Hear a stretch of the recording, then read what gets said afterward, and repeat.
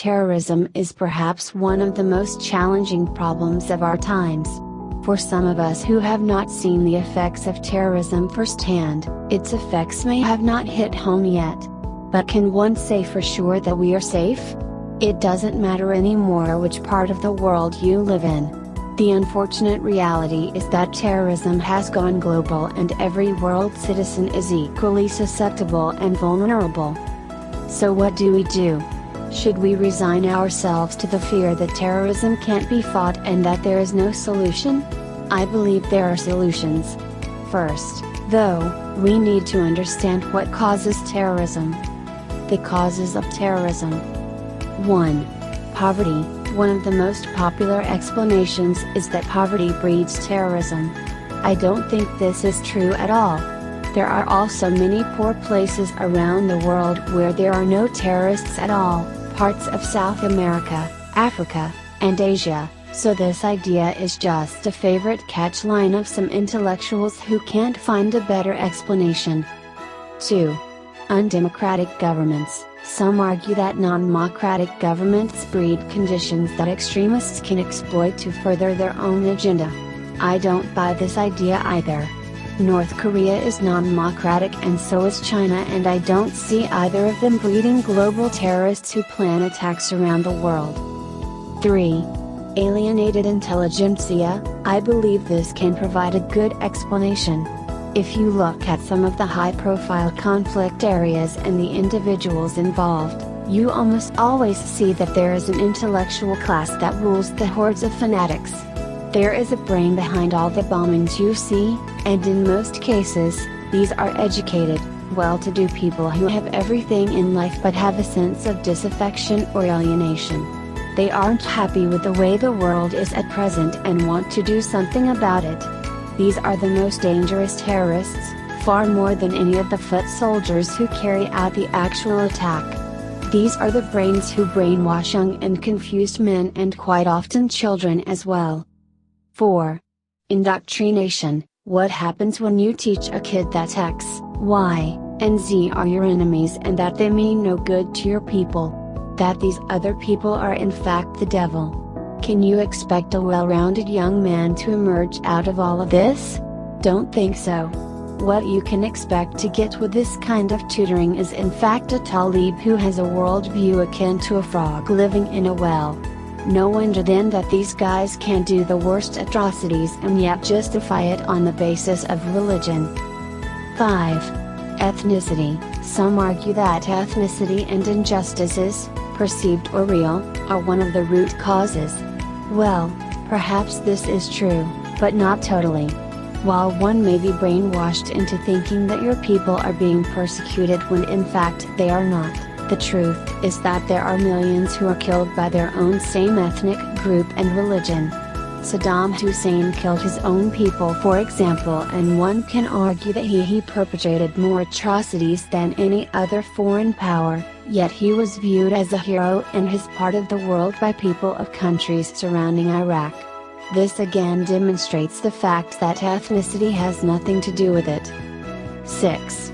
Charities that aren't charities. There are countless of these charities that collect funds in the name of various causes, but what they in fact do is fund terrorism. As with any business, the business of terrorism needs funds, and this is by far the best way for fanatics to obtain funds, others being collecting ransom money, drug money, etc. There are also many countries that support these charities in the name of religion. They have millions of dollars to spend, and they do so by funding these charities and religious schools, which in fact use these funds to fund terrorist activities and building more schools of indoctrination. Solutions to rid the world of terrorism. It may be difficult, perhaps impossible, to stop the determined individual who wants to commit an act of terrorism if they get through every security check, but there are some things that can be done to limit the spread of extremist violence and avert their support. 1. Keep a check on extremist clerics. Many of them have found a refuge in Western countries, having been driven away from their own countries for being too radical. How do they manage to get into Western countries? Are they not screened? Is this democracy at play? Do we view these people as being persecuted by undemocratic countries and hence deserving of refuge? These clerics are the most dangerous of all extremists. The foot soldiers carry out the attacks and go away, in the case of suicide bombers. However, these clerics, the brains, keep cultivating and harvesting fertile and confused minds. Educated, illiterate, rich, or poor, all are equally affected by their vitriolic sermons that call upon waging war on the West. Countless young minds have fallen prey to these clerics, and the ironic thing is that they do so under the very noses of our democracies. Should democracy, therefore, prevent us from deporting these clerics back to their home countries? Would or should this be considered a violation of human rights? 2. Make aid accountable. Developed countries give millions of dollars to countries such as Pakistan, for example, in the name of economic aid. Well, it is a good thing to give aid, but shouldn't this aid be monitored and the recipient countries made accountable as to how they have spent this money? It seems most countries who give aid just think that they have done a good job giving the aid. They leave it at that.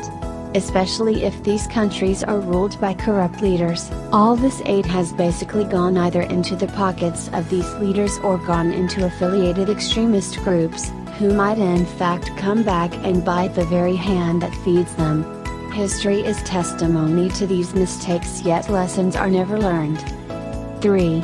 Stop the flow of terrorist funds. Stop the rich countries that fund construction of religious schools without proper background checks. Pressure them through diplomatic channels to fund charities and religious schools only after proper verification and certification that they aren't indulging in any radical propaganda and brainwashing their students to wage holy wars.